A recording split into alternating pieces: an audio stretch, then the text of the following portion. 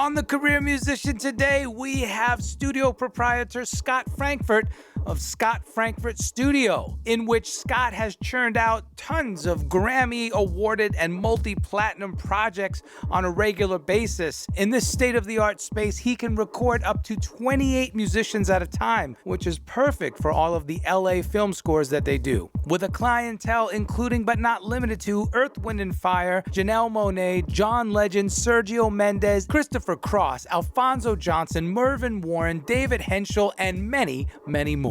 Scott Frankfurt Studio is the place that you want to be to record your next project here in LA. How hard could it be? As we both do our Dr. Evil laugh. I love it. Right, exactly. So one of the things I want to really focus on with somebody like yourself, who's a pro in the recording aspect of things, you know, you have recorded the greatest of the greats in the industry, and that means that you're the greatest of the great. That means your ears are so giant, and I don't mean that. And of course, when we say somebody has big ears, that's a compliment. You know, you can hear a fly, you know, peeing on a corner of drywall. So, you know, Which, you know, they're not union, so I kick them out. That's right. So I love that. And I'm just looking over here and I see all these, you know, all this outboard gear and all these preamps and compressors and, you know, this and that. And it's so cool because growing up as a musician in the studio, for the first part of my career, I was just so focused on being a good musician. Yeah. And then I started, you know, the second half, as I'm, well, I don't know if it's the half, but whatever. And then I start waking up to, oh, wait, what did the engineer plug me into? Oh, he used a KM84 into an API, blah, blah, blah, and this and that, and the Avalon. And oh, now. So a lot of times, speaking that language, let's be honest, it's a whole nother language. It's a foreign language. That's right. So, you know, I kind of just wanted to start there. And first of all, anyway, that's the focus, right? Gotcha. But how did you get started? How did the bug bite you? How did you say, you know what, I want to turn knobs for a living? I would love to tell that story. Hope your editing chops are ready. Okay. Well, that's my team member, Eric G. So shout out. Thank you, Eric G. Thank you, Eric G. But, you know, I think that before I jump into that, I'll just say that, because we'll end up here at the end, which is that, you know, it is the ear and it's the heart. That's more than the gear. The gear is tools. You know, you hand a great tool to a craftsman and they're going to use the tool in a way that maybe someone with less time under their belt or less knowledge of the tool itself or the problem they're trying to solve or just the life experience, they can't get the same result with the same tools. And that's a theme I'm sure that a lot of people that you talk to, you know, circle back to. But the bottom line is joy in your heart, respect for the music, respect for the musician, respect for the manufacturers of the tools, because they dream too. Wow. Someone who comes out with a microphone at any price had a dream to make it great, and they built it for a reason, a certain way, and that's why all these pieces of gear have a style, including DAWs. Gerhard Langling had a concept when he put Notator and Creator together on the Atari or whatever it was on, Commodore maybe. I think I had Creator on the Commodore. The point is, everybody in this circle, in this chain of creating stuff, cares about it and has a reason. And so the music at the end of the day, nobody really cares what we used to make it. They care about, did it move them? Was the artist able to get over that crazy, difficult barrier of concept all the way through production and then out the speakers and into someone else's heart? That's a big journey. So, you know, that all of those things are acquired knowledge. It's acquired over time. But I just wanted to circle back that I think whatever I say today, we're going to end up in that place where it's, you know, listen, filter that through your heart, then your brain. You know, what are you trying to feel? What are you hoping to do to this thing that the artist has worked maybe their whole life to communicate? They've learned how to put their hand on the string or their fingers on the key or their hand to the stick and the stick to the head, or whatever it is. They've learned how to nuance and perfect the tone of what they're doing at a lifelong, career-long level.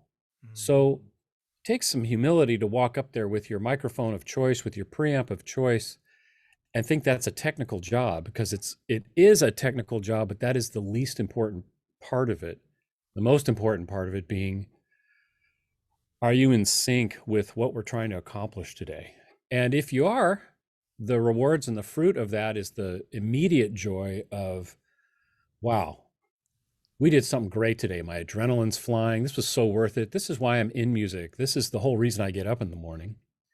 And then hopefully, long run, you've got something lasting, like you've got music that lasted the test of a little bit of time, and I'm not here to judge what's lasting and what's not, but I'm definitely here to say that my personal take is that I'm always aiming for something lasting. And so that's why I think it's a hard issue as much as it is a technical one, and so anyway, that's where I'm going to end up. Well, can I just say, I love that you started with the heart. I first of all, I didn't expect that. And second of all, I love that you started from a soul position, a spirit position, instead of a technical position. Because you're absolutely right. In your first paragraph that you broke it down, you said, if the artist can overcome the process of production and then the process of the business and the marketing and all the BS that you have to go through to deliver the end result, that end result and how it's perceived is the only thing that matters. That is exactly right. And it's like, wow. And if you think about it, you're driving a car, you really don't care how the heck that car got designed or built. You just care that you can drive it. If the end goal is to get somebody somewhere, they don't care how you tweak to that carburetor or whatever. Now, of course, there's the analogy breaks down pretty quick, but there's no doubt that that's cool. I'm glad that's a good place to start. But if that's the bottom line, then how I arrived at getting to a place where I could be here all of these years, and like you, I'm sure, and many you almost feel like you never worked a day in your life if you love what you're doing. Wow. And you put so much time into it, you don't even realize the time is passing. And that for me started at the age of 13. I was born in Cleveland, but I moved out here like second grade, and then I was raised by my folks were my dad was a commercial real estate broker, and my mom was a court reporter, and Jewish family. And so my 5-year-old experience was you must play piano, so they forced the piano lessons. And in the Providence, I ended up with a teacher who was kind of a fancy teacher who put on big recitals in Bel Air, and she was awesome. She had me wearing calfskin gloves with little lead weights in them, and I was doing Hanon at like 180 beats per minute. I could play, Bumble Boogie and all this stuff. Couldn't read a note, but boy, was I big on the recital circuit. How did you accomplish that? How could you pull off big recitals without reading? Well, what I'm saying is the lessons were kind of geared towards my parents' ego more than they were toward Gotcha. and the teacher's ego. So the idea was get all these kind of kids, taken from the Beverly Hills, and we didn't live in Beverly Hills, but the piano lessons were in Beverly Hills. So we were big on the circuit at that age. Anyway, the point is, the Jewish family kicks in where I'm going to be bar mitzvahed at 13, and I'm given a choice. You can continue with a synthesizer, or you can get a set of drums, which is the reason that came up is because I went down the street. My buddy had a pair of drums, and a set of drums, and when you talk about the hook was the first time I heard a hi-hat go peace, and I thought that was the coolest sound, the coolest thing I'd ever heard in my DNA rearranged. Like lights started flashing, and I just knew that's what I wanted to do. So anyway, I went for the drum set, never forget it. And I'm sure all of the musicians listening understand at that moment where you find the instrument, or it finds you, I should say. I was so excited. I mean, I'd sleep on the floor next to those things for weeks. I was just so excited to have them. And started taking lessons. Anyway, long story short, fast forwarding to high school, I got pretty good because I had a good teacher, but my teacher was very influenced by, you know, Carl Palmer, I, and you know, the Billy Cobham, very focused on, you know, uh, you know, oh gosh, my brain, Neil Peart, Neil Peart, yeah, no, okay, yeah, yeah. Neil Wright, all the progressive guys that were playing a lot of notes per minute, you know. So you have to And have so, mad rudiment skills, man. well, right. So here's the profile, right? So I'm used to playing the piano fast. And I'm taking from a guy who's turning me into like that drummer that you kind of don't want in your band to play a groove. Yeah. So anyway, I got a break. I got into a band with Vicky Shaw, who's now Victoria Shaw. She's a big songwriter in Nashville now. But she was right down the street, and they were all 16, 17 years old, and I was about 14 at the time now. And I was overplaying in this band, you know, and so they basically gave me an ultimatum, and I got lessons from somebody else who introduced me. That was Nick Vincent. I don't know if you know Nick Vincent. He's an LA veteran, also drummer you should really talk to. He's fantastic. But anyway, Nick Vincent introduced me to, you know, John Guerin and Jeff Porcaro and Steve Gadd and all the masters of studio grooving.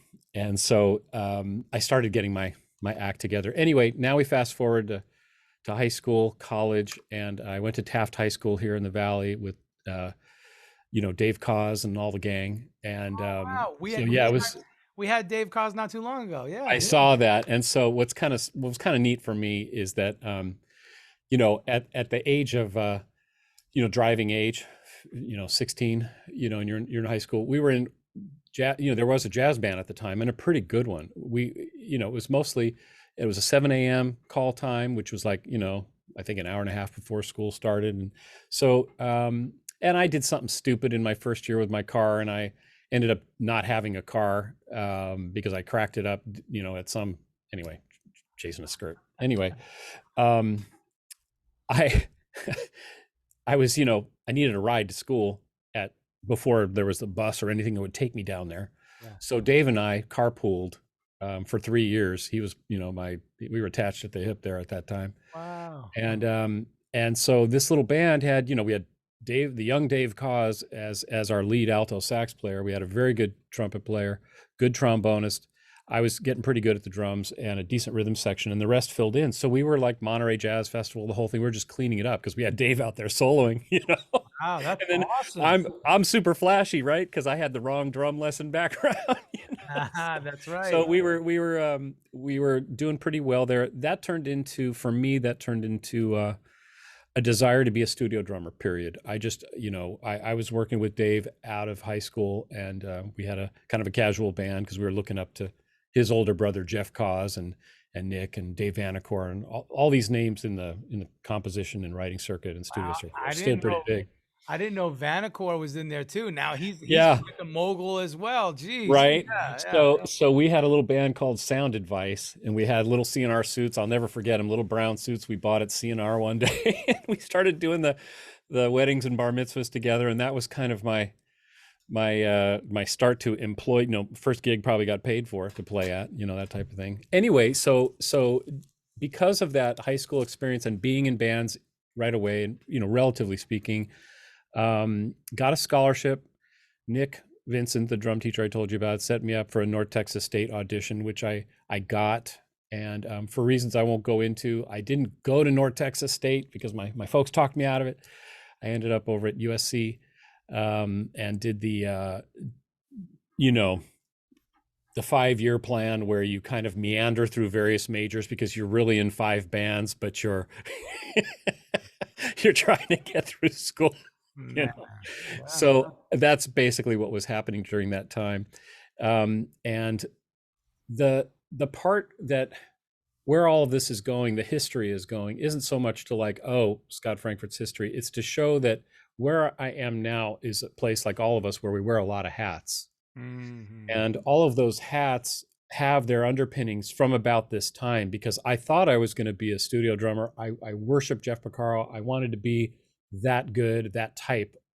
That was the life I thought I was going to have. But as things turned out, it turned out that songs started and the keyboard started coming back, and I got back into the composing side of things and all of this. So at that time, the Lindrum and the DMX came out, and I remember the day I was with Michael Marins. We went down to the local 47 to do a seminar on, hey, this is a drum machine. And the audience was mostly union drummers who were petrified they were going to lose all their work. And we were down there to say, it's really okay. You are the best guys to program these things. That's right.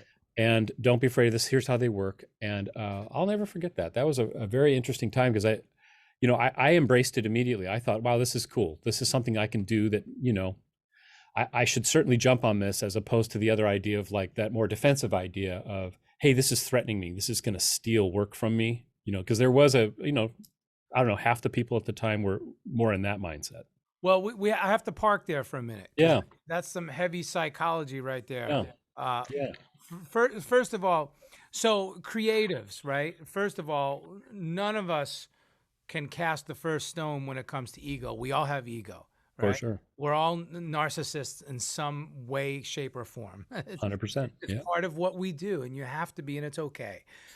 So the first thing that stands out is that you can automatically take a defensive position and become bitter.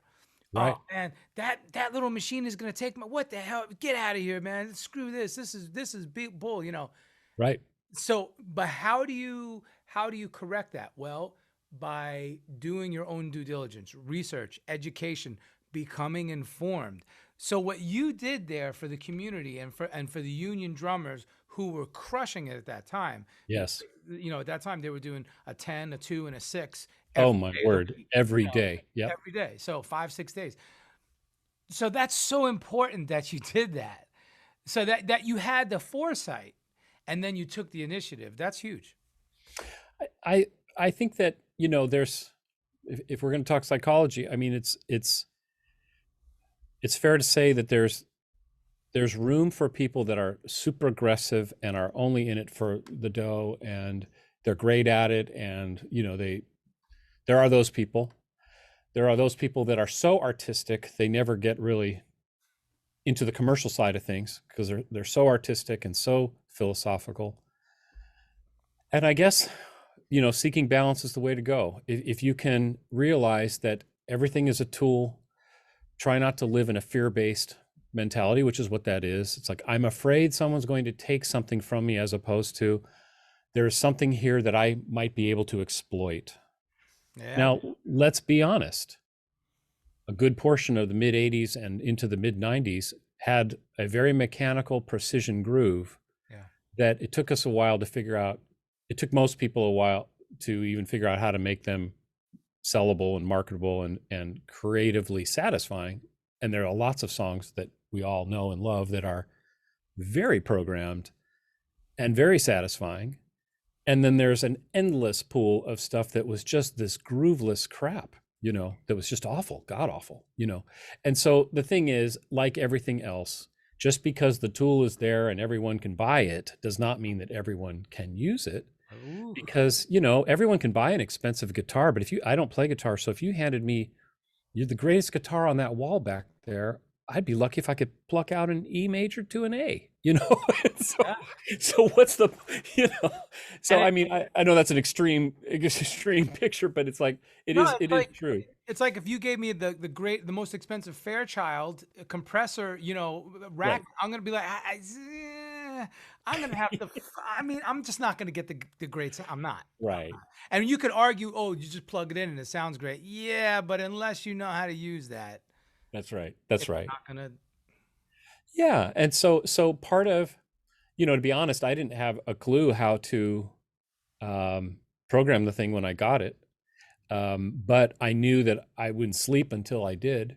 And I knew that I'd use it. Sorry. It was a DMX. First thing I had was a DMX. DMX. Which is the Oberheim DMX drum machine.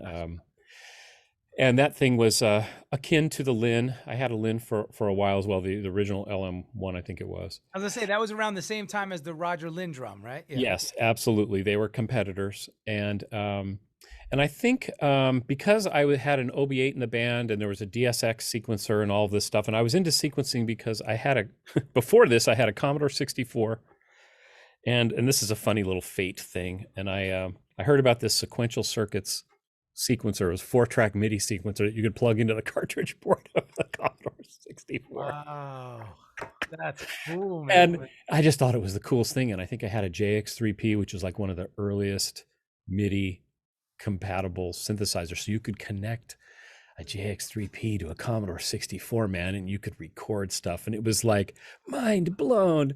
And ironically, I think I went down to Goodman Music out here in the San Fernando Valley at the time. And who did I buy it from? Eric Persing. So he was working retail at the time. Eric is the founder of Spectrasonics, but at the time was just about to launch into his Roland career as chief sound developer over at Roland. And that comes back in the story. This is awesome. I love it. So anyway, from this desire to be a studio drummer, kind of morphing into being the bossiest drummer in the room and really wanting to be the arranger, so, and then, well, actually, I think I want to play keyboards instead. And, then there was like the Eurythmics were happening. So it was like, hey, no rules. I'm going to merge the drums and the keyboards into one rig on a Jeff Porcaro drum rack. And I had synthesizers hanging off of it and drums. And we were doing Madame Wong's West, and all this stuff. If you remember that old club. And doing the club circuit with a band. And anyway, there was a time there where we're just trying to make it. And I was working in retail. So I'm in the drum department selling sticks to survive and working in these bands. Yeah. And then somehow sampling the first Sonic Mirage showed up at the store. Emulators started showing up, and I wanted to be there. I wanted to be where they were. And I thought the drum machines should be in the drum department, but my boss didn't agree. They put them in the keyboard department because that seemed to be where all the technology was. So I morphed over there, and a man named Michael Marins tutored me and taught me how to program synthesizers at that time. Wow. And Michael's gone on to do great things. But, at that time, there was a lot of excitement, a lot of technology, and there was training that went on where reps would come to the store. And this is a major change in my life. Okay. I'm in the keyboard department. I'm selling synthesizers. I'm selling the Mirage. I'm selling whatever it was, the MKS 10 or whatever. And out comes this Ensoniq EPS, which was like the first 16-bit sampler that you could get that was under $2,000, because otherwise you're looking at an emulator at 10K or you're looking at a Fairlight at 100 or whatever, Yeah. And so they sent me back to Malvern, Pennsylvania to train because, they thought I'd sell more samplers if I got trained. So it was like really exciting. I think I was, 19, 20 years old, something like that. And sent back first time to go back and did the training. And I was asked to make, I think the whole class was asked to make some patches or something like this on the thing. And I guess I made a pretty good patch, and it caught the attention of the trainer, Roy Elkins, who's the CEO of Broadjam now, and among other things. And so Roy Elkins said, hey, I'm going to introduce you to our head of marketing. This is really good, and I want them to know about you. So I'm feeling flattered, and I go in there. And there's Jerry Kowarski, who kind of did all the marketing for Ensoniq and Korg, one of the mainstays in the MI industry on the keyboard side, and Tony McInerney. And Tony McInerney was brand new at the time. You know Tony McInerney? Very well. Very, very well. You're going to love this. I worked with him in Nashville. Holy smokes. He produced me. No way.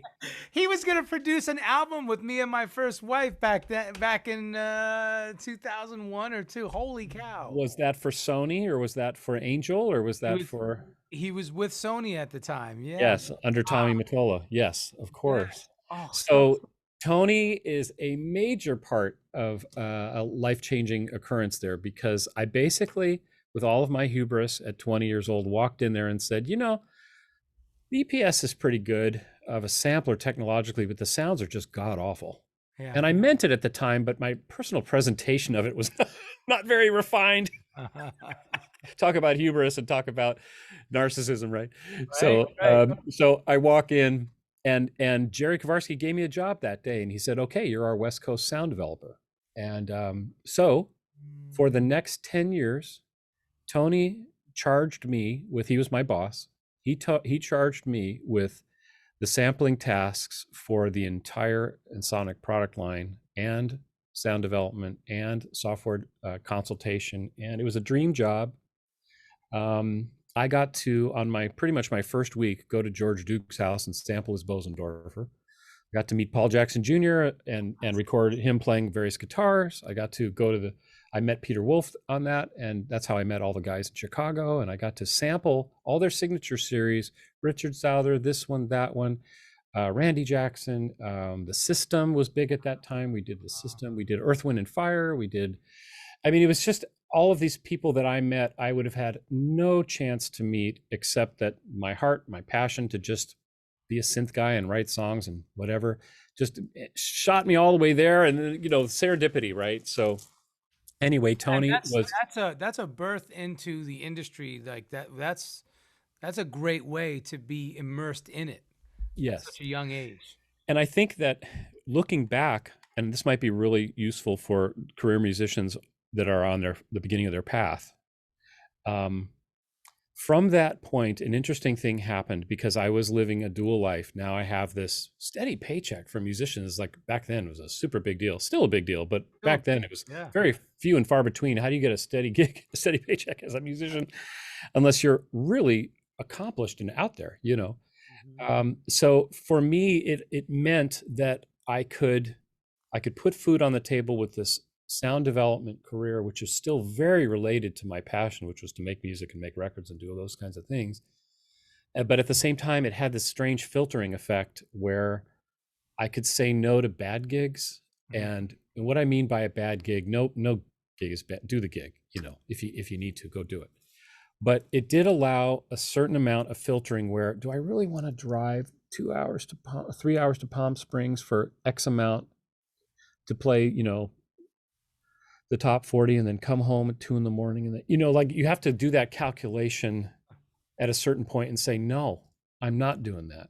Or a record project or an arranging project or something where it's like, hey, this is going to be really, really hard, a big time soak. And, unfortunately the budget just doesn't quite make sense, or the people don't make sense, or it's not a good match, or, it allowed me, the grace here was that it allowed me, and I didn't know it at the time, but it allowed me to filter and make a little better decisions because I had this other thing. Now, I also only slept 4 to 6 hours a night for 10 years because I was trying to do both. But I think that there's a certain juice reserved for musicians where artists have this magical, sleep's overrated kind of thing. Yeah. That's right. It's true.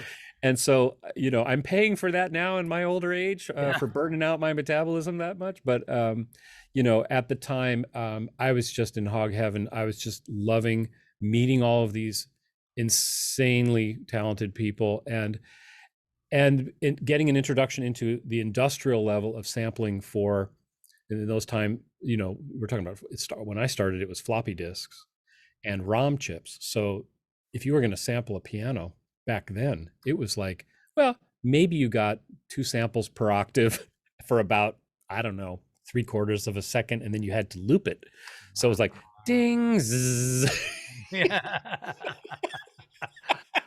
Wow. And so it was pretty rudimentary, but what I learned from that was an incredible amount of technical discipline and file handling and a little bit of corporate communication, dealing with not only the software guys who have their dreams, but the marketing guys who want to look good on paper, to the musicians who are going to get this end product. And through that whole time, and maybe this advances the story in a nice way, I'm competing with products that are made in Japan by Roland and Yamaha and Casio and all of this stuff. And who's this guy at Roland doing these demos? Oh, Eric Persing. Okay. And just getting my tail kicked, trying to keep up, make a demo that sounded as good as his, and who's so musical, so great.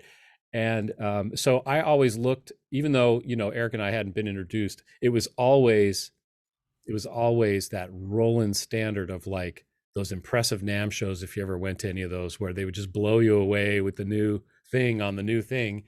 And so Ensoniq, being an American company, had really good software innovation, custom chips. I mean, we had everything except what the Japanese manufacturers at the time had, which was this incredible symbiotic manufacturing thing where their hardware was better, their buttons were better, the displays were better, the solder was better. Everything was better coming out of Japan for the same money than what the American competitors to do. And there weren't a lot of American competitors in those days. So, it was just one of those challenging things. So Persing was always a hero and a target. And then when we got to know each other through a mutual friend, Richard Souther, introduced us. It was such a great time. We got to share the misery of staring in front of a computer for endless hours trying to get samples into a Roland 760 or whatever, versus all the things he was going through and all the things I was going through. But we really couldn't talk about our work that much. We're both under NDAs and all that stuff. So our friendship could bloom a little bit, but we couldn't really take it too far because we couldn't really share too much about what was going on in our lives other than our families and things like that. So, okay. So we'll pause on Eric for a minute. And from this incredible experience working for Ensoniq, Sonic eventually got bought by Emu Systems. We did, I don't know, a dozen keyboards, synthesizers, samplers during the time while I was there. And I got some lucky breaks meeting all of these people, and all of a sudden I'm producing and arranging records, and I'm being mentored by Peter Wolf and Dennis Lambert and all of these people that are showing me. Christopher Cross was at the time making a record with Dennis and over here in Encino, and I got a front row seat and got to bring my samplers and all my tricks, over to Dennis's place and just learn what a real producer did. And so I had about a 7-8 year run of arranging, programming, and making music, kind of developing that other side of the music, because I had a little home court advantage because I always had a synthesizer. I eventually had a little stint with Jerry Kowarski over at Korg. So if it wasn't Ensoniq, it was Korg. If it wasn't Korg, it was Spectrasonics, which I haven't mentioned yet. But wow. I always had the new toy, the prototype, to walk into a session with, and I was meeting these people, and they'd say, "Hey, could you bring that thing?" So when I know you've interviewed Tony, and Tony and I have crossed projects, I don't know, 24 times because I've worked a lot for Mervyn Warren. So which Tony? Tony Shepard. Tony Shepard, yes. Yeah. So I met Tony through Merv because I was working for Merv. And Merv, here's another thing, the career musician audience. If you're starting out, you'll realize that people know you for what you did for them, and they kind of lock that in. So I was doing drum programming the first time for Merv. So forever, I was just Merv's drum programmer. And it was just... You know what I mean? Yes, like, I know exactly what you play mandolin the first time, and then you're the mandolin guy. Well, it happened to me in Nashville. I was the nylon string acoustic player. Yes, that could play. I could play anything Latin and anything R&B, and I became the acoustic Latin R&B guy. That's it. You see, it is a thing. And even still to this day, I get a lot of those calls. I'm not complaining. I love those calls. Yes, but I'm so much more than that. Yeah. Yes, we all are. I think it's fair to say that musicians have had to learn how to be so versatile, yourself as a primo example of that. But there's no fact getting around, and just embrace it. Yeah. Each one of your clients is going to think of you in a certain way. And I've learned that instead of touting yourself and banging the drum and trying to weasel your way into things, just let it naturally occur. And then, one day after doing, I don't know how many records with Merv drum programming, and I'm talking about things he brought me in on were just wonderful blessings, from Streisand to Manhattan Transfer to Boyz II Men to Whitney Houston. So many things that he was working on that I got to do drums on. It was such a great time. But by the time years went by, at some point, I think he had said, I can't get to Tony. I need someone to mix this. I said, well, Merv, I've been about a third of my income is mixing. Would you like me to take a crack at this? And next thing I know, he was so excited because, it's like he just discovered, naturally, organically, at a time when he was open to hear about it, as opposed to me shoving it out there all the time. Okay, let's highlight that. At the time that this person was open to hearing about it. So Yes. career Yes. musicians, if you're trying to, focus on hone in on somebody and say, no, I do this. Look, if it's not time for them to hear it, if they're not ready to hear it, that's why you said, let it happen organically. That's right. And that's been just a relationship I covet. I just love Merv. If I can do the quick shout out here, he is probably, I think, one of the most. There are two people, the late Jeremy Lubbock, who I think was a modern day Brahms, and I think his, that's an argument that's easy to make. I think Merv's in that category too. I honestly do. I've seen him. I just don't know that anybody hears music like he does. And it doesn't matter what the project is. It can be a contemporary pop thing. It can be a full out legitimate Kennedy Center honors kind of classical thing. It can be whatever he seems to put his heart and mind to. He just has a sense of hearing harmony and notes and taste that I have found incredibly challenging to just keep up with. I mean, and he's technically savvy, and so he has so much to offer. Anyway, I just want to say a little love to Merv because he's really something. It's funny because Tony Shepard on his episode, same thing, was talking about the same wonderful attributes of Merv. Yeah. Oh, and he can sing as good. He can sing maybe even better than he plays, and he can play the paint off the wall. I mean, he's just in every dimension you look at him. He's just frightening. So anyway, I've always felt very honored to be in his presence and to be associated with him. And there was no question that that time that I had, and I also had a lot of things going on in my personal life where I was in a band at a time. I'm rolling back a little teeny bit, but this is a major shift through this period between Ensoniq and Spectrasonics. There was this, like I say, 7-year area where it's like I just had enough work as an arranger and a producer to just focus solely on music production. So I wasn't doing the sound design parallel thing anymore. I was fully dedicated, and there were still budgets in those days.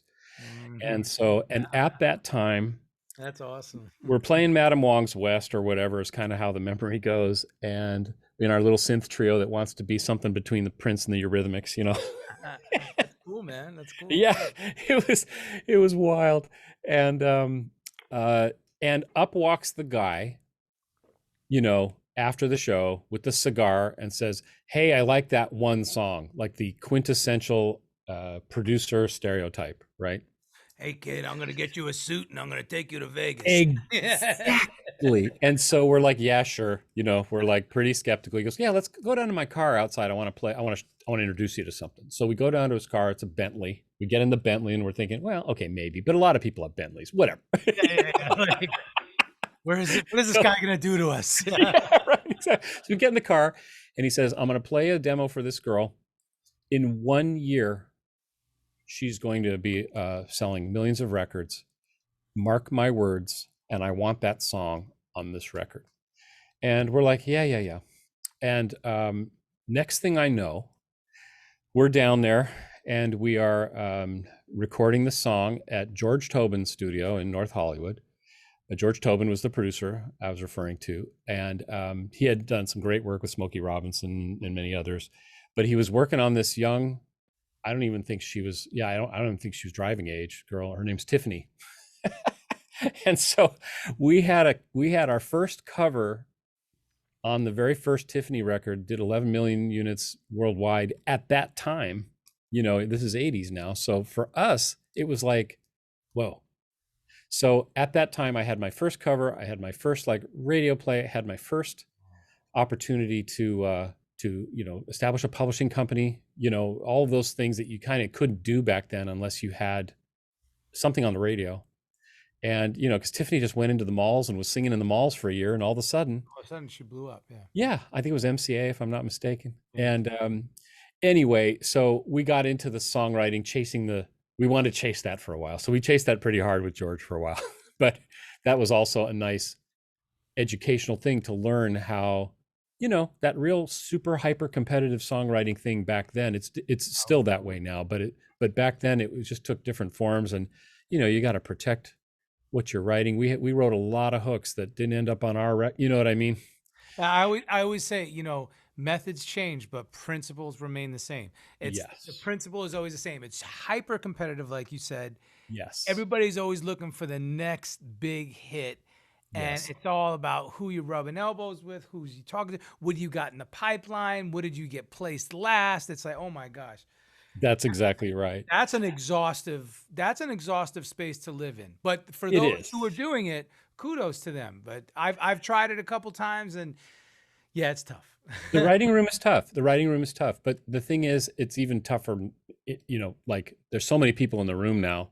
Oh, Somebody walks through with a cup of tea and they're on the copyright, and it's like, yeah. wait, what was that? The average song has 12 writers now. It's like, what? Yeah, it's a different day, different game. Yeah, yeah. But back then, as organic as it was still had its pitfalls. But of course we had this success. Had a reasonable amount of money for the first time. Put some of it back into gear and all of that. I And was going to ask to park there. Sorry, finish your thought. yeah, please, please. Well, I was just going to say that at that time, not only was it we had this cover, but then I also fell in love and got married, and then also had a pretty major spiritual awakening at that time for myself. I don't want to get too far into that, but if I'm one of those weird birds that's like, okay, I was raised in a Jewish family, but I believe the Bible, so I'm one of those people. I accept Christ as my Messiah, but that's a complicated little sideline. So All right, so we'll just say that I was very influenced by not only my late wife Jody Mooring, but I was very influenced by Paul Jackson. He had a tremendous testimony at that time that was very vocal. So when I was working with him, the way he was looking at the gospel and things like that were like, anyway, for my Jewish mind, who was, I was a Frank Zappa disciple. So I was like, religion is why the world is screwed up. So I did not come to it easily. I can't, that's why I say, I'm just talking personally here. I'm not trying to put anything out there that's not appropriate for this podcast. But for me personally, it was cataclysm because, okay, we have a little bit of success. I'm having a spiritual thing happen. And then I'm having the love of my life, my love of my youth, as I like to say, all happening kind of in the same year. And so that was a very, very interesting time because the music we were writing started, becoming less worthy of those people that not worthy, less appropriate. It was becoming more gospel, and it was becoming less pop, because we were writing a lot of pop and R&B at the time. Mm-hmm. So because of all that stuff happening, we started changing our musical focus a little bit, Jody and I. And we ended up signed to a label out in Orange County called Frontline Music Group. They signed us not because we were ready to take on the gospel scene. I mean, Crystal Lewis and people like that had that pretty on lock. Scott Smith, the great producer, was doing all that stuff for Andre Crouch. And, Frontline was cranking out the rock thing when those kinds of labels didn't do that kind of thing. And we were Joe and I wanted to be George Shannon and we wanted to be George Merrill and Shannon Rubicam. We wanted to write "How Will I Know." I mean, that's what we were aiming for, And so because they liked how we were writing, that was the basis that they signed us on. I'm only mentioning that is because, like I said, if you want to call yourself, a producer today or an arranger today or something like that, all of these seasons, like we touched on seasons earlier, all of these seasons add up to why you can say something to an artist or a singer in the other room with any kind of credibility or authority and not offend them. Mm-hmm. Because even though you don't have to defend it or set it up, mm-hmm. you can speak from a place of authenticity it's real because you were there. I was a signed artist. I've had to sit in front of a microphone that I didn't even think of myself as a singer, and I had to do things that I didn't want to do. In other words, I felt those discomforts that musicians and artists have to go through, and so it adds to that career bucket of skills that you have. And hopefully, and I think this is true with anyone that's been doing it for a while, they start to inform each other. Mm-hmm. So what you learned as an arranger, those wins and failures as an arranger, inform how you might help the next person that you may be influencing or maybe producing. You have more to say because you went down that path. So I guess I didn't plan it that way, which I guess is the point, but I just embraced go where the love is. I just embraced all these aspects of music and making it in a holding it loosely kind of way, palm open, like, okay, I could have just kept my head in the sand relative to my personality and said, been afraid to go outside of a band or outside of songs or outside of programming or outside of songwriting or outside of keyboard playing, or you don't want to spread yourself too thin, of course, and take on more than you should. But if you like producing music, you probably should know a reasonable amount about a lot of things and be extremely great at least one thing, and that's really the menu, I think, that works even today. Man, okay. First of all, that last statement encapsulated everything perfectly, and I want to reiterate that. If you want to produce music, Mm. you should be good at a lot of things and great at least one thing. Yeah. I mean, come on. That right there is the perfect encapsulation of what a modern day music producer or let's call it music maker should be. I Okay. think that's what it takes. Yeah, I think because that's what it now takes. the lines are blurred between production and composing Mhm. and songwriting and arranging. It's all blurred. We do it all, right? That's right. So that was the perfect encapsulation. A couple things I want to unpack. Sure. You said some really powerful things there. So first of all, I'm so sorry about your loss, about your late wife. So our heart goes out to you.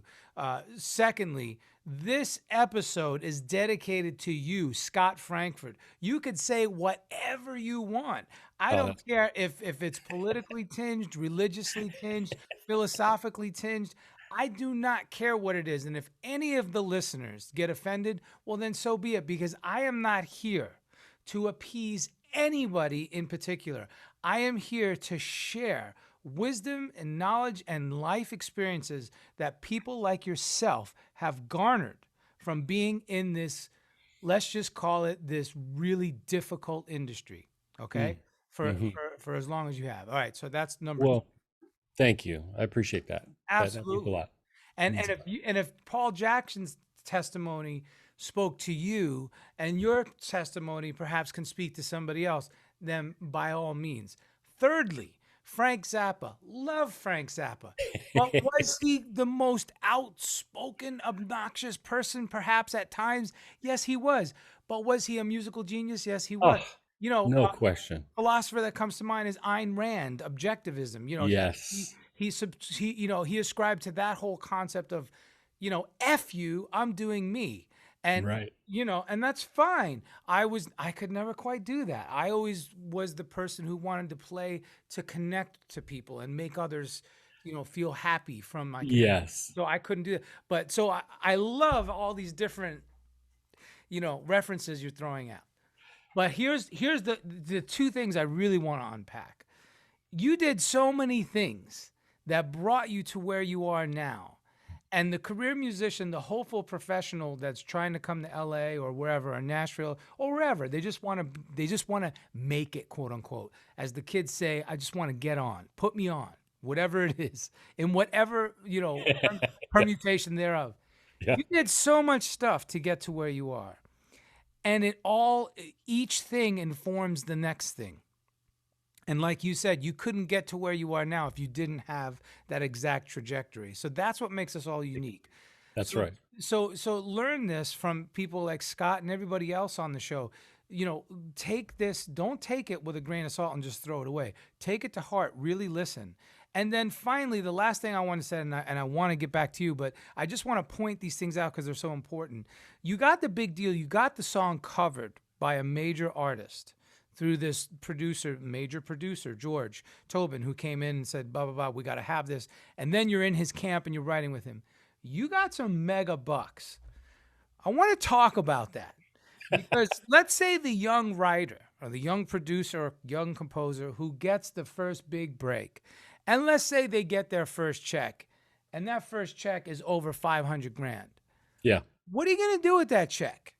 I want to talk about that because when you go the first part of your life, and you'd be lucky if you've ever seen $5,000, right? Mhm. And Mhm. then when you get a check that has that many zeros, at least five, let's say 5 to 6 zeros. Well, God forbid you should get a check that has 6 zeros. Oh, I don't know what's. But if you get a check that has 5 zeros, come on. If you're young and inexperienced, you better seek counsel on Mm. what to do with that money. So good. So good. Please, we admonish you. Seek count, and you could be sitting here flicking me off saying, "Screw you, nomad. I got more money than I ever need," and blah blah Yeah, blah. right. Okay, fine. Maybe you know what? Maybe you know. Maybe you know. Yeah. Tell people, Scott, how they should Sure. manage that. Well, there's so many things that are um important when the reality is, as artists, as musicians, we're not good marketers, believe it or not, by statistical angles. We're not. We're It takes, I think, all of our ego and all of that stuff goes into the courage just to make the song or play the thing. Yeah. When it comes to having the courage and the ego to tout ourselves or go out there and really promote, it just seems like going uphill dragging a bag of rocks. It just seems like, why do I have to spend my day marketing today? Yes. And I'm certain that more people than not would relate to that. We want to get to the good stuff, and it's very important to one, not forget that you have to do both if you want to advance or put people around you that will make sure you do what you need to do. Because, and especially in 2021, 2022, there's so much noise, there's so much competition, there's so much media, there's so much posting going on.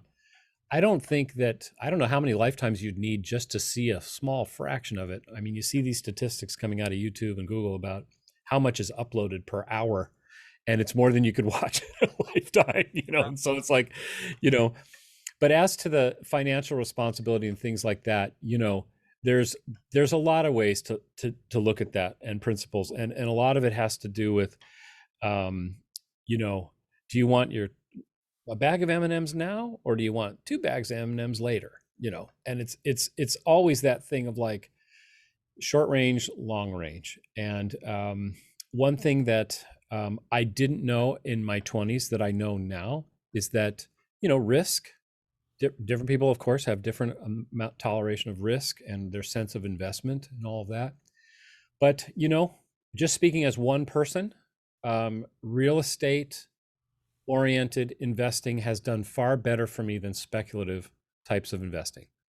If you can find a place in the world, put down some roots, and maybe get into that side of things that are a little more long game, that's a good place to put windfalls, because windfalls are they're tricky tax wise, they're tricky as far as like lust, because whatever it is in your life that you've always wanted to do and now you have the means to do, you need to be careful whether that's, all of a sudden something that was very recreational becomes very much an addiction and now ruins everything that you had. And there's endless stories of that, right?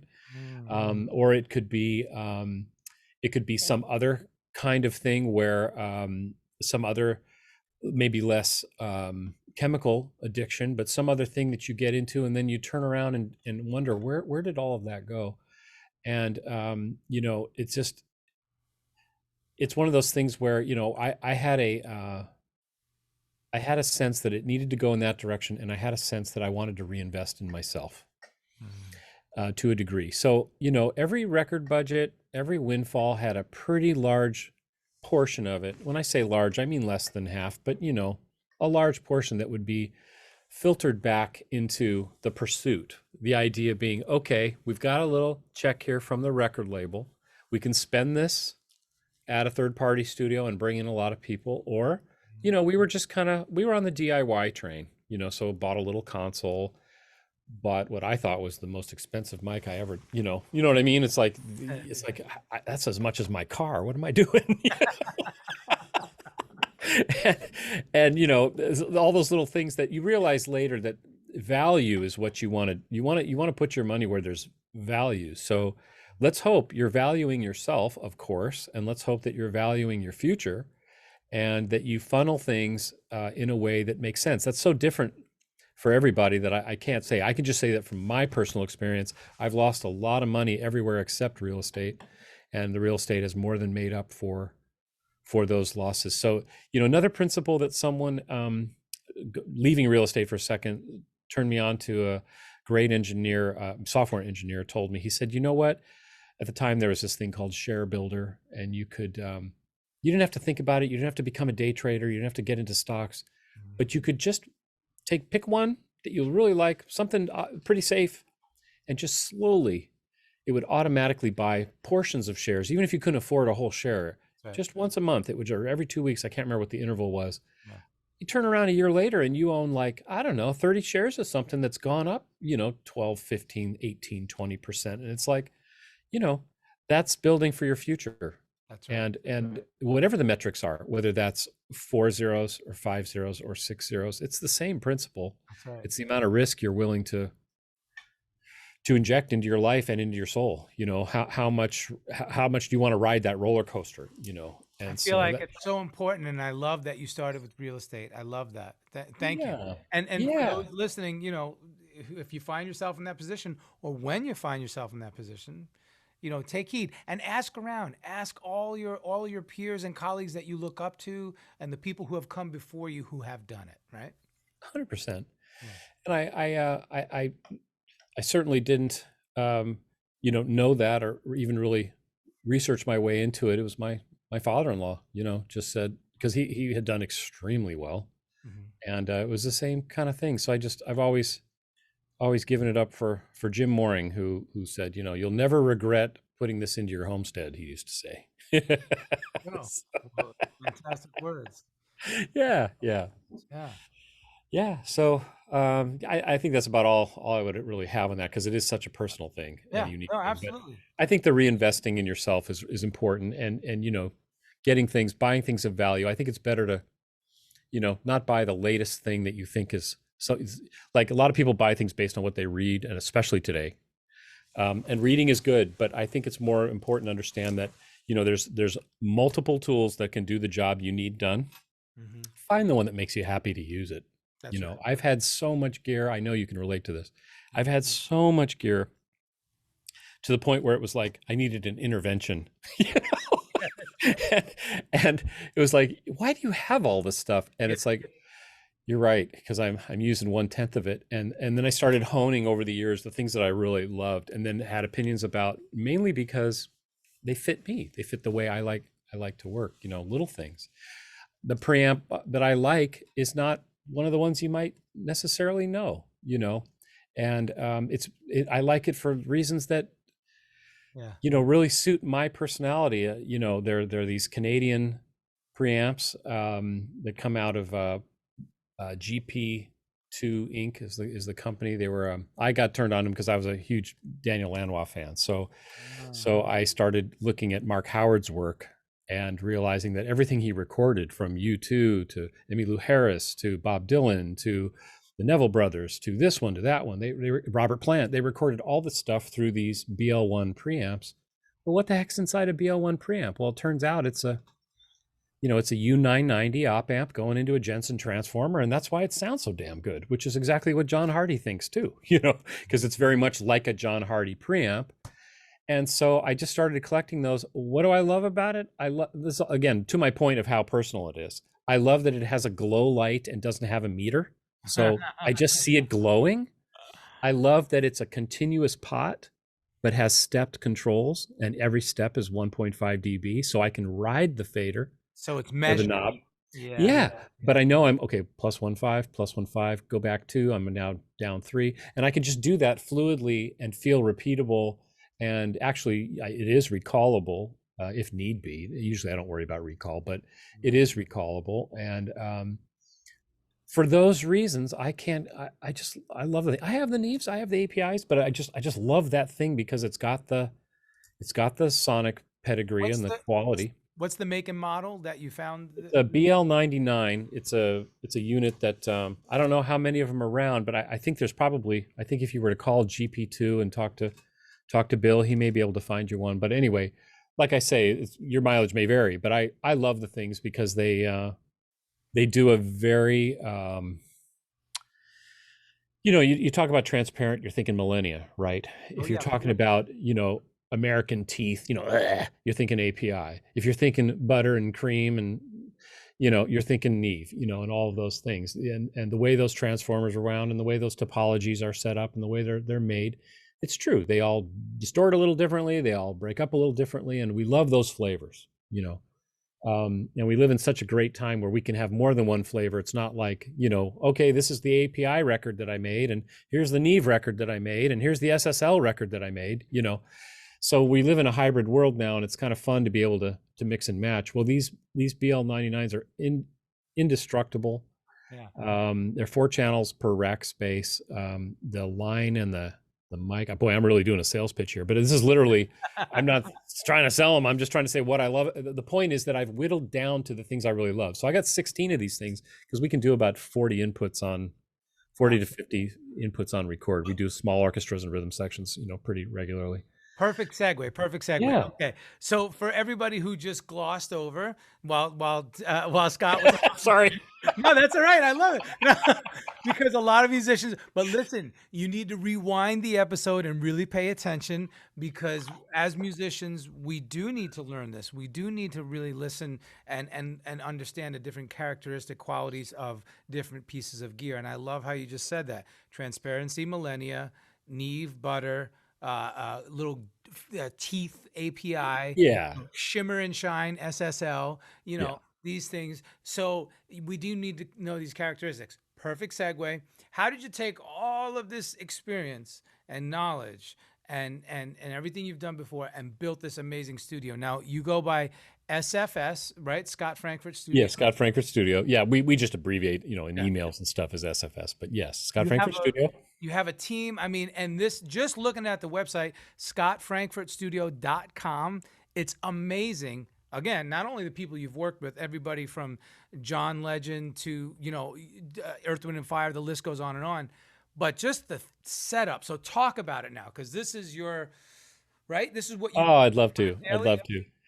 Well, I think it's fair that I can kind of do both. I can talk about the setup and how it got to where it is now and how it became a recording studio, while finishing the other story, which is because I kind of left off at in the 90s there, and the record deal with and all of that.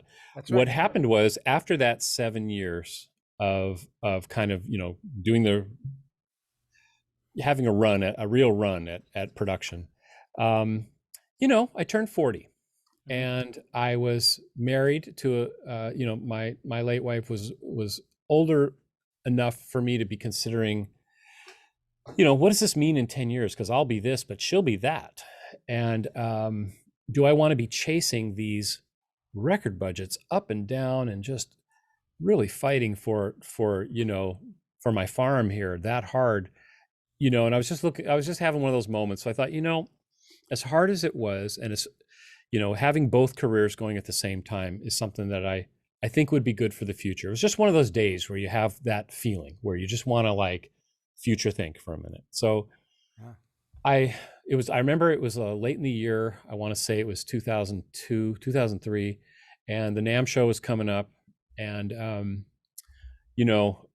thought, I'm going to send my hero Eric Persing a card and just say, hey, I'm thinking about coming to NAMM, thinking about passing my card around. I'm thinking about jumping back into sound design. It's been a while. Mm-hmm. And I got a call from him, and he said, Scott, I assumed you were still doing records. We have something that would be perfect. Please come to Burbank right now. Let's talk. So I don't think a day passed and I was over there. Wow. And from 2003 through 2016, I've been Eric Persing's right hand. Worked my way up to VP of design at Spectrosonics. So we had, in the course of my tenure there, we had a run at, we started out, we were not a software company. We were a sound company. So if you ever bought Bass Legends, or you bought, any of those CD-ROMs from Eric Persing back in the day, a Vocal Planet or Distorted Reality, or any of those great libraries, that was before. When I got there, we were on licensed technology by a French company called UVI, and so there was Stylus, Trilogy, and Atmosphere. Those were the three plugins. This is brand new. I still have First the plug. boxes. I still have the box. Right. And so that's when I jumped on, and then I did all the sound design for all the expanders. So again, I got to, Abel Boreal was a great friend of mine, and when his son exploded on the scene, that's around the time we did a library with Abe Jr. called Burning Grooves, and that was an expansion for Stylus. And anyway, that was kind of like my first gig when I got connected with Eric.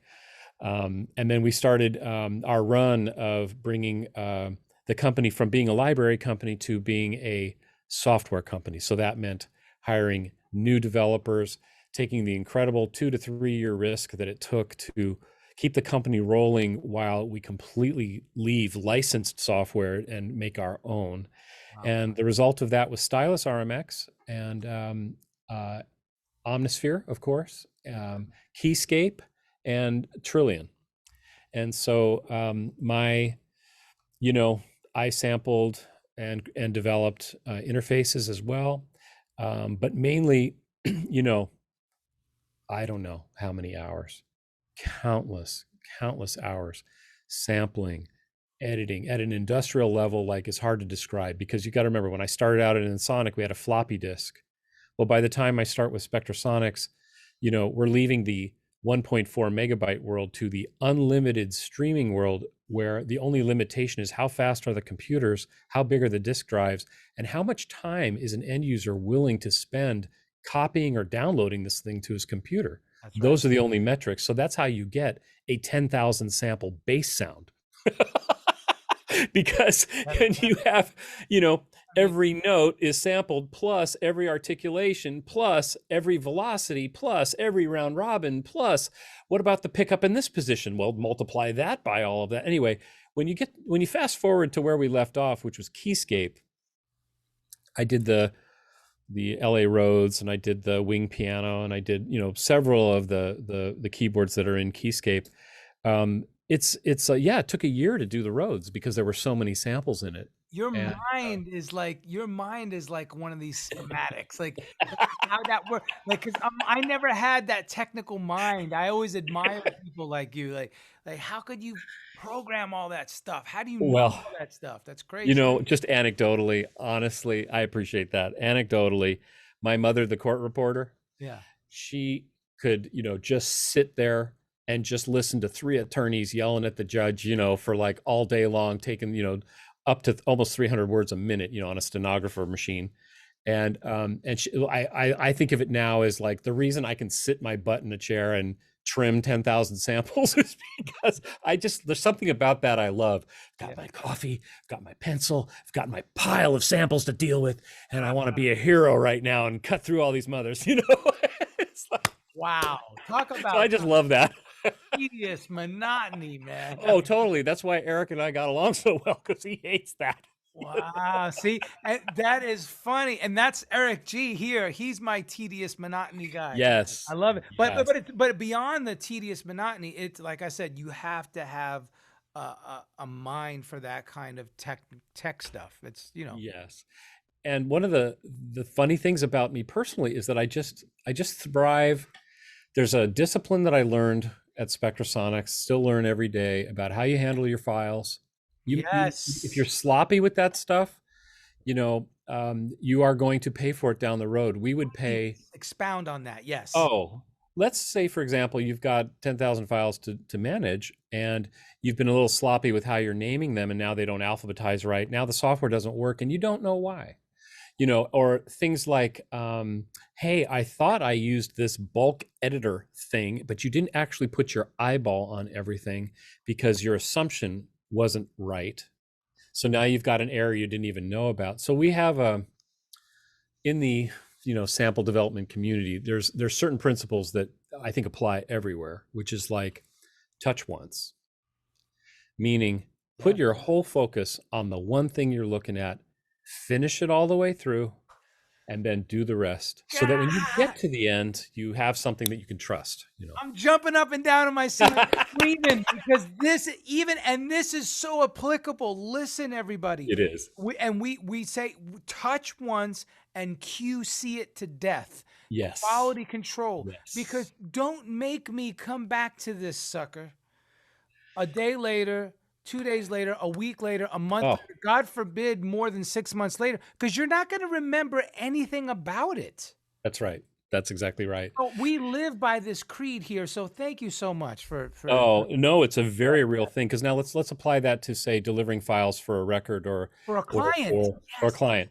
Now you're talking about, okay, the first day you worked on it, you named the mixes like this, but now your instrumental files don't match. And then you made M4As, then you send it to Bernie Grunman. Now you got files all over your hard drive and you can't find diddly boo boo, you know? So it's like that stuff has paid off in spades for me, just knowing that file naming, management, good hygiene, computer hygiene, all that stuff means so much. And which characters you can and can't use in title protocols.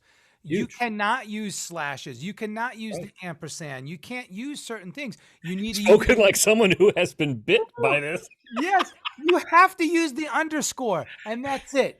Don't give me hyphens. Don't give me prints. Give me the damn underscore, and that's it. Let me see if I can get you riled up here. How about audio 01 dot underscore 26 dot audio 1 dot underscore dot wave. That's a nightmare. That's a nightmare. Copy. Final. Copy. Final. No, give me the damn instrument, underscore, microphone, and move on, or take and move on. That's like, what? Oh my God. I know we're bitching right now, but it's like, there's no question. True. It is. And you know what? If you're working in a collaborative world, which we all are now, you know, almost a high percentage of people have some kind of control surface they're using, whether it's a phone or an iPad, or it's a little thing off to the side, or maybe it's a console of some kind. You know, they're so affordable, and whether it's one fader or 8 or 16 or whatever it is, most likely the display, it's just gibberish. You know, I mean, we try to keep, I really don't care that it's mega 808 punchy distorted version. You know, I don't need that in the name. What I need is K1, you know, kick 2. Like musically, where does this fall into the thing? Okay, 808.1, 808.2, 808.3. It's just so I can see it. It's not that I can see on the screen. I think people forget that I can see on the screen the name of the track or the name of the file in its fullness. But on my Surface, the track name in Pro Tools to speak anyway, I really just need, you know, 9-10 characters to tell me what it is. And I'll be mixing your song faster because I didn't have to spend an hour of that very expensive time you're paying for just renaming the files. You're coding the damn thing and decide. You know, I always say, don't make me detective work. Don't make me do detective work. I don't have time for that. We try to send a preemptive form out that has my preferences, you know, to try to help people with that. And even when they try, just the fact that they tried means a lot. Yeah. You know, it doesn't always come in perfect, but just try. There's stuff that's easy to do that doesn't take a long time, that saves creative brain space, because, you know, let's face it, I can only really sit here for so long on the same song. How much of that time do you want me making really cool sounding decisions, textures, delays, front and back, up and down, left and right types of decisions, as opposed to, okay, let's bus all this stuff to the drum bus. All right, now let's bus all the vocals to the vocal bus. All right, now let's rename it. Now let's color code it. Now let's go have lunch. So now I'm already into the afternoon and I haven't even been able to really hear anything. Nothing creative, because you spent the first 4 hours of the day just monotony for the client that you shouldn't be doing. Yeah, but to the point that even at the musical stage, I do understand the need to capture the inspiration. Don't worry, you know, record it now, name it later. Just don't deliver it downstream. Right. It's okay if it's called audio 1.audio1.audio1 copy, you know, when you're working on it, because you know where the bodies are buried, but don't give it to anyone else that way.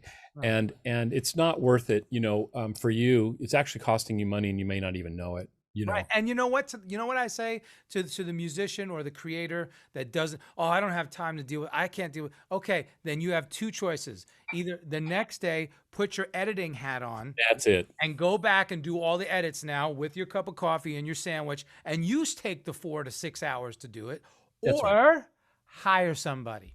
Hire an intern. Oh, I can't find. Oh, yeah. Yeah. Go to the local schools around and find the young kids that are hungry to do this and hire them.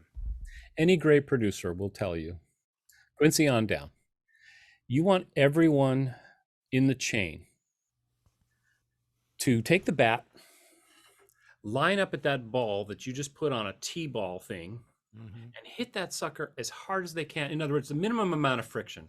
How easy can I make it for the next person? And take some pride in that, because, honestly, if all I was supposed to do was record the raw stuff and send it on, I want it to look beautiful. I want them to go, wow, nice delivery. Who's this guy? I want that. Even if it doesn't, directly materialize to something I know, I just know that my day's work was solid and that I didn't give somebody something I wouldn't want to get, and the do unto others thing. So Right. it's like, what it does is it creates a culture of discipline and a culture of excellence and a culture of versatility. Like, for example, now I don't know why I'm stuck on the mixing thing. I guess because I'm doing so much mixing right now.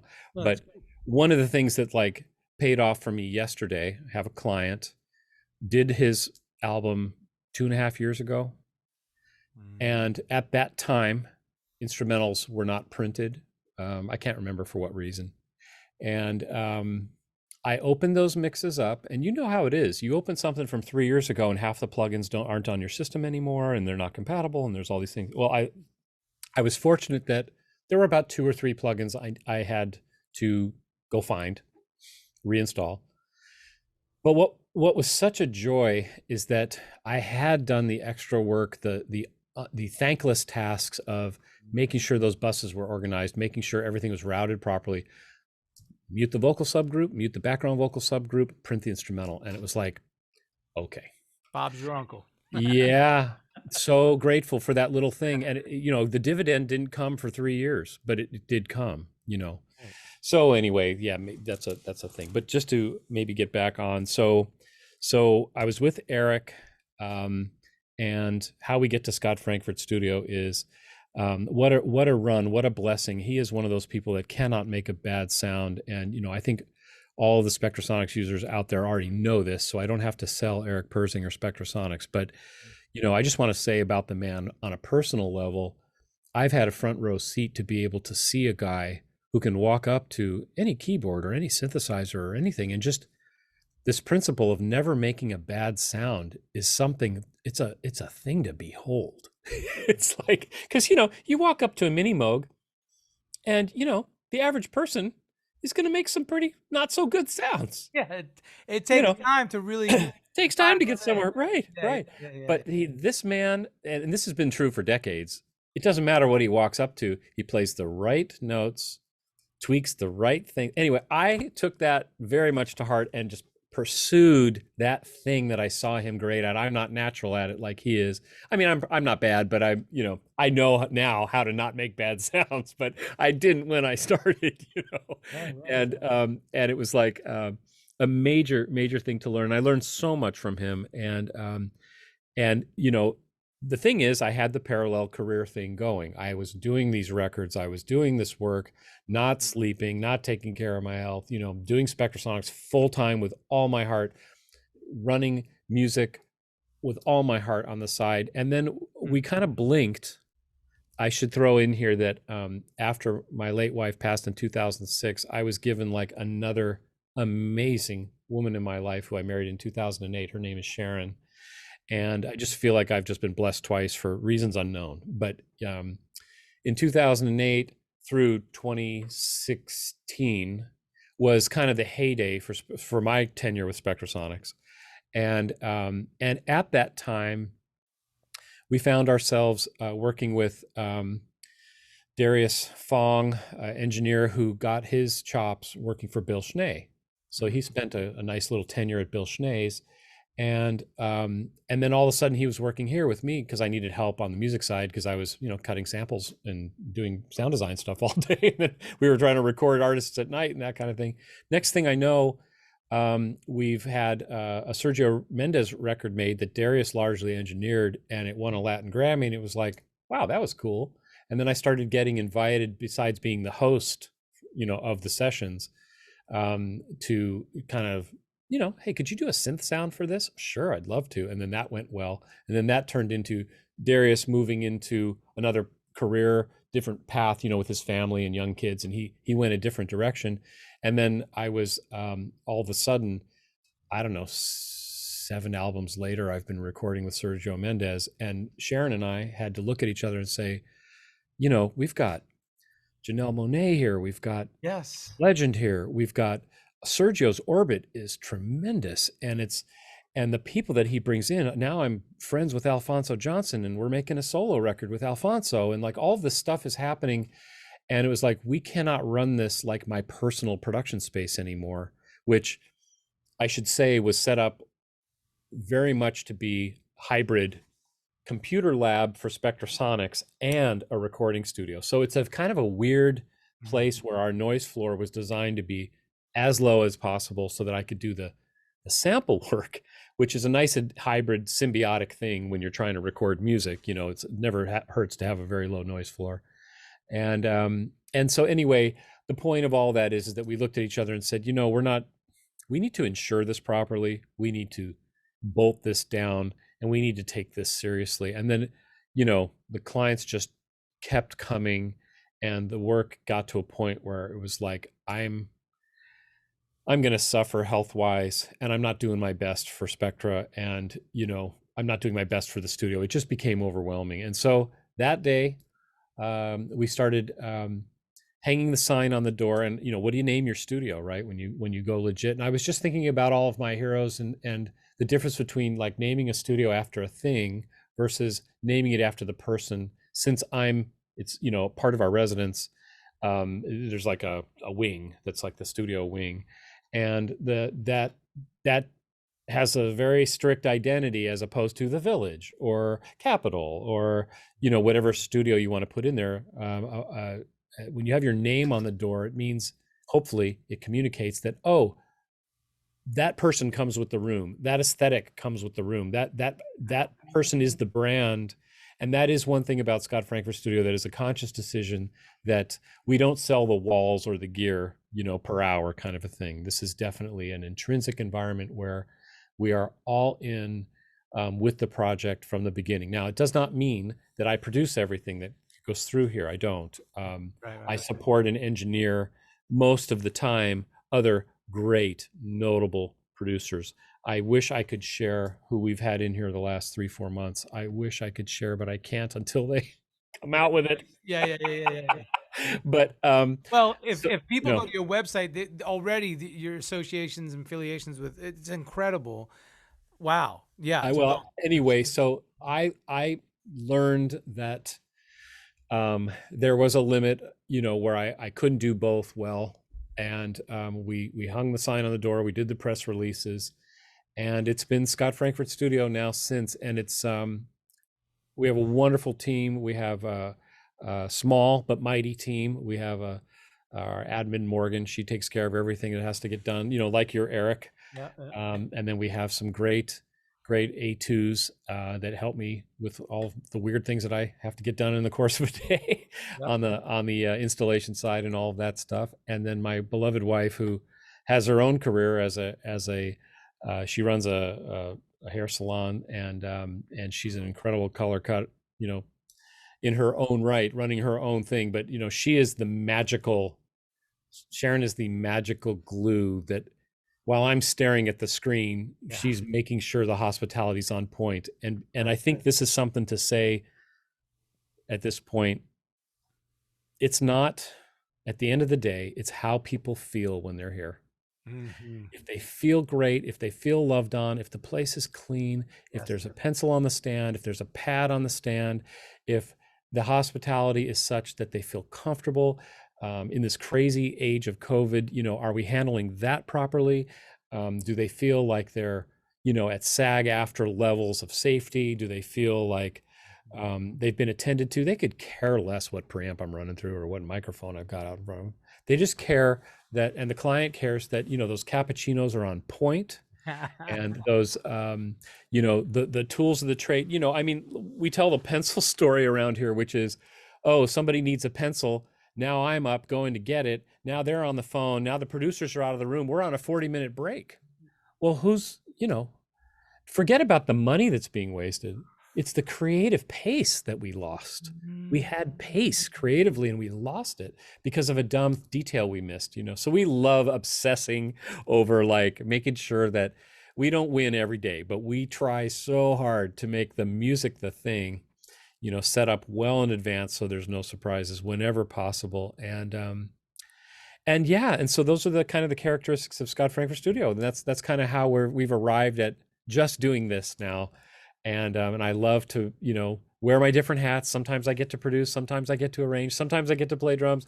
Most of the time I'm engineering. And now these days, I'd say we're about post-COVID. I think we used to be 50-50 tracking and mixing. I'd say now we're about, 35, 65, a little less tracking, a little more mixing these days. But it's coming back. It's coming back. Yeah. And we rock a little analog tape, that's that we like to throw in there from time to time. We have kind of a nice trick for that. But yeah, so I think the point is that the main things haven't changed. Care about the song, let the music love you because you loved it, care about the people making the music, understand their constant pressures that they have that have nothing to do with the part you play.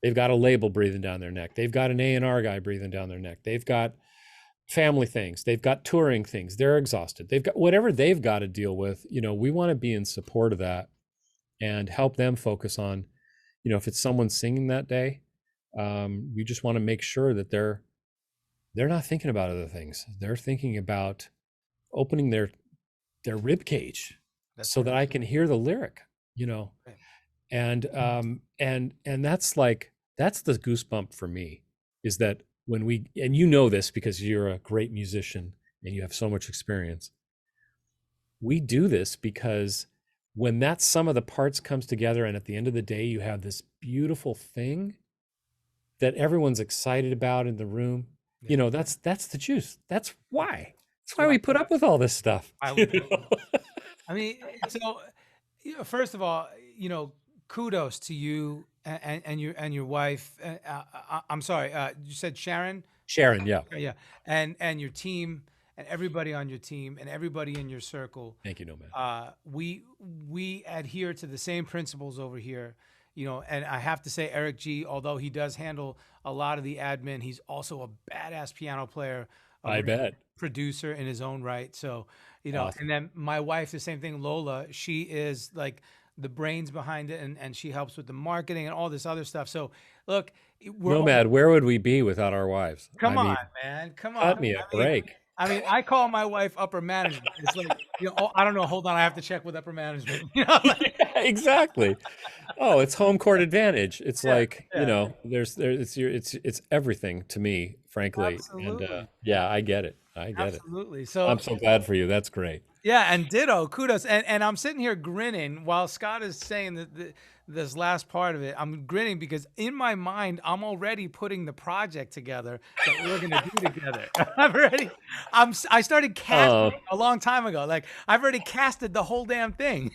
Oh, that means so much. That's awesome. And you and I are sitting there at the helm. So I'm so excited, I love it. I love it, love it, love it. That's where you'll be. Oh, see, look at that. That's killer. So I can't wait to come over and take a tour of the place. Everybody, like I said, go to scottfrankfurt.com. I'm sorry, scottfrankfurtstudio.com. That's right. From there, you can get all of his socials. You can get all the stats. You can see everybody he's worked with. And of course, I was looking at all the names that you mentioned. I love it. I'm sitting here typing them all in. And if you go to Spectrasonics and type in Scott Frankfurt, he'll pop up and his history there. Anything else you want to say, Scott, to the young up and coming career musician that has high hopes, baby, like Imagine Dragons say, you know, my high hopes, what are you going to tell them when they're coming out here to do it? That is a fair question. And I don't want to be trivial about it. I think that the number one thing um, is to realize, first of all, you know, if you're going to look at the two columns, fear versus confidence, you know, one of those fear things is there's too much competition. Everyone's better than me, you know. And the thing is, my experience is if you follow a couple of basic principles, there's room for everybody. There's room for everybody. There's gigs for everybody. If you adhere to a couple things. One is you got to sign up for some hard work. It's going to be hard. You've got to sign up for some patience, because you know, you might you know, I wasn't that patient. My career started with a chance training in Pennsylvania. You know, it was just an opportunity that led to in retrospect, looking back, a whole lifetime. You know, and so it's like you never know what that one little thing is that could change the path of your whole life. So be 100% present on whatever it is you're working on.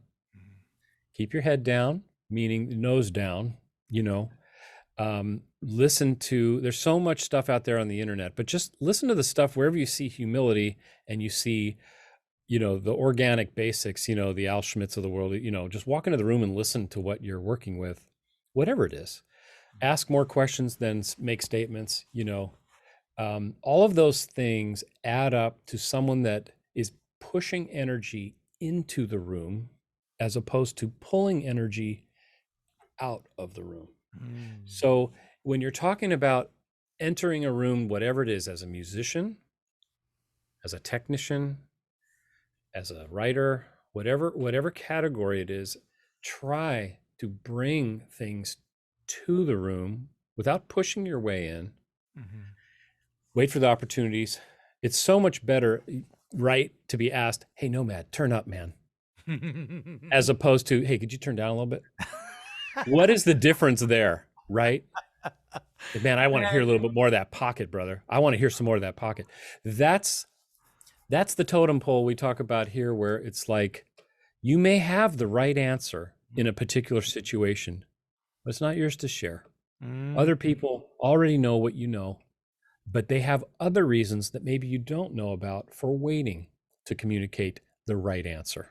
Like when you're trying to tell your 14-year-old daughter, honey, we're not going to spend the money here because you don't know what I'm going to treat you for your birthday. Your birthday, I'm getting you a brand new $475 bicycle. If you just be patient. Exactly. We're not going to spend the $200 here because I'm getting you this tomorrow. Think about it. You know, a producer who's been working with the singer for a long time is here at the studio, let's say. Yeah. Now, the producer knows, and I know, that A major is not the relative minor to C. But she doesn't know it because she doesn't hear it that way. Yeah. You know what I'm saying? And she's singing notes that don't belong in that scale. And, you know, it is not my place to mention that till he does. And you know what? He might not mention it at all because he knows her. That's right. So those things come with watching people that have been doing this a long time and subscribing to the, hey, when you're asked, absolutely throw down the best of your wisdom with humility, and you are valuable, and it will be noted. It might not be noted that minute. You might not get the star right that day, but you will accumulate this desirability. People want you near them. They want you in the room. They want you involved in their project, all of those things. That's, I think, a key thing that I'd want people to understand, is that those principles are the ticket. You know, that's that in my mind, one man's opinion, but in my mind, that keep your nose down, know your stuff, wait your turn, and of course, you know, focus on the humanity of what we're doing. We're making music. That's right. Music is a very ephemeral, floating concept. It's like this thing that can change your heartbeat. For goodness sake, care about how you do the details, because it's such a important thing that like everybody's vibrating to this thing that you're making. So it's a precious, sublime opportunity to make music and then to collaborate with other humans doing it. Another level of like purpose and reality to doing it, you know. So I that's love what how I you said early on it changed your DNA. yeah. When Oh you yeah. heard the hi-hat go, psst, Oh, it changes your DNA, and that is such a great way of saying it. what was that? Yeah, I have to hear that all the time now. yeah. Exactly. And, How do and I do it? the 70s, thank you for that, by the way. Yes, exactly. The 70s called. They said, thank you, Scott. Exactly right. That's exactly right. Oh, what a joy. Yeah. Absolutely. This has been too much fun, bro. Absolutely. I really feel honored to have been able Oh, to share this with you. This has been great. ditto. I'm honored that you jumped on with us, man. Thank you so much, Scott Frankfurt. And we're going to stay in touch. I can't wait. Nomad knows what he's doing. Ah, Please, audience, I hope you know what a gift you have there. Keep going, Nomad. Don't stop. thank you, brother. I appreciate that validation. Absolutely. Thank you.